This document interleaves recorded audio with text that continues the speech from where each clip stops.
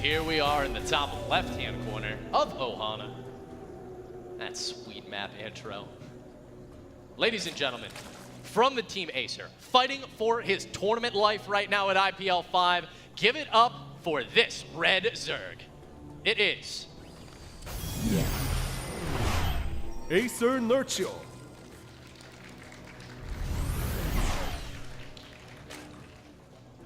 There he is in his booth. Looking so calm, Dad. So calm. He never looks nervous. He is, though, sometimes. Guys, he's facing off in the bottom right against this gentleman. Last game pulling out the, honestly, he made it look easy. But did lose that Nexus, caught his opponent off guard. Bionix Naniwa.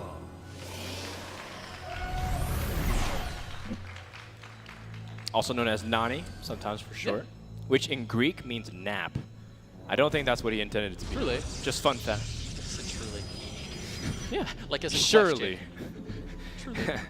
It's Old English, Google. Yeah. It's okay. Yeah, that's why I see. I've been hanging out. Wrong century, but it's okay. It's like, oh, I'll meet you in the lift lobby. Now you just sound like Jorsar.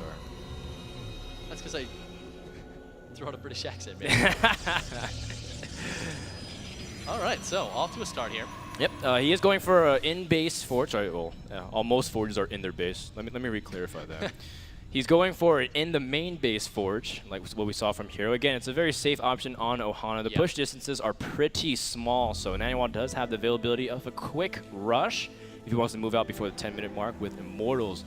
We do see Naniwa going for a really solid base play in game number 1, switching it up completely, and that's what is awesome about Naniwa's play. We've been seeing more diversity in StarCraft 2 premier players. Like, they're not just like a one-trick pony, you know?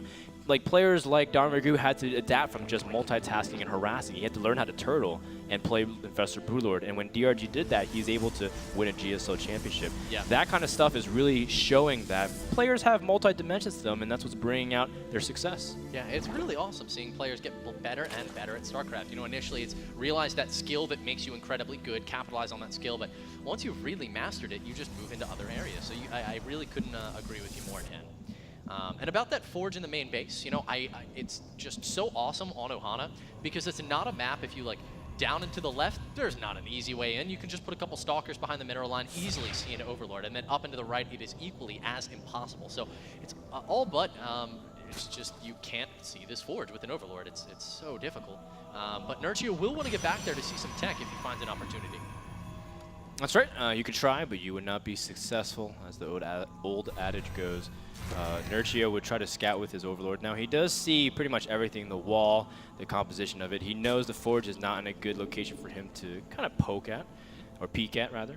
Naniwa trying to confirm the third base. Nerchio is a player that's, well, he's really smart. I mean, that's why he can reactively make a lot of Zerg and say, well, okay, in this one-gate scenario, he shouldn't have a lot of units to protect his Nexus. Let me just make Zerglings. Don't trust what you don't see, especially in PvZ. All right, so a Robo and a Gas going down. And, you know, we've mentioned this a few times. If you guys see this, it is one of the big tells of an Immortal Sentry all-in. So, I mean, it's not necessarily what we're going to see here, but it does prompt, okay, further scouting needed because you really want to make sure that, you know, whatever your reply is, whether you're, you know, you're DRG and you try to use some spine crawlers or, you know, if you just mass a ton of roaches, that you know what's coming from your opponent. Naniwa, well, it's definitely a possibility. You know, did he make a Stalker to start, actually? He did. Yeah, Stalker Sentry. Right now. And he's adding a couple more gateways. So he does have the availability of making also a Warp Prism. Warp Prism play can be very powerful on Ohana as well.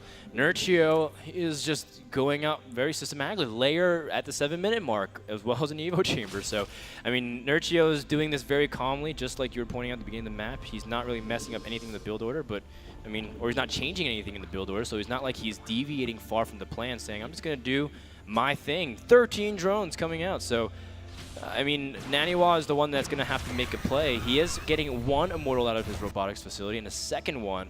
So, yeah, I mean, this is a great map for Immortal push, and I wouldn't be surprised to see Naniwa push it. I wouldn't either. It looks like it's going to be a nice late one if he does go for it. The Twilight Council is definitely a possibility here as well, but you would have expected it by now. Here's the thing. He's pumping out all these Immortals. His Warp Gate is finished, but he doesn't I mean, I really feel like this is going to be an expand build.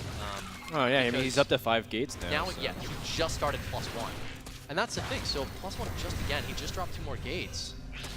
Yeah, 5 gates in a robo does usually mean that you can't really scale that much production, so you're going more for expand, warp in a lot of sentries, you have excess minerals, and expand. Well, I was really just, I mean, concerned about this +1, but yeah, now he's dropping down even more gateways.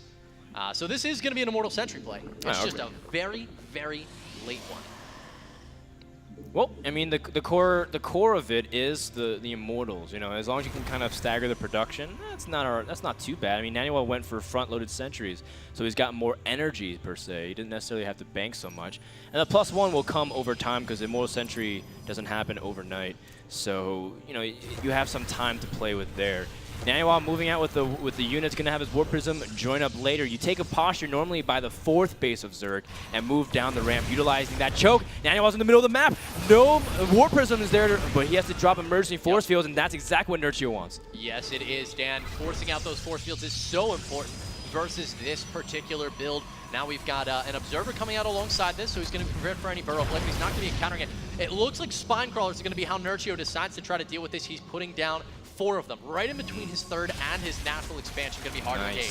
Nice snipe. Double pylons caught here by Nerchio. Now that gives Naniwa the go-ahead to run straight for it, and Nerchio's not protecting his Spine Crawlers just yet, but a big flank, and Nerchio is trying to bait out as much force field as possible while committing to killing off some of the sentries, but a big warp in from Naniwa. Nerchio would love it if his Infestants can come out in time, because he does have Pathogen Glance finishing up, but does he have the time? Nerchio is running out of space as well. Naniwa's moving up the ramp. Oh, it's all going to come down to these fungal growths in a second, Dan. Here are the Infestors about to spawn.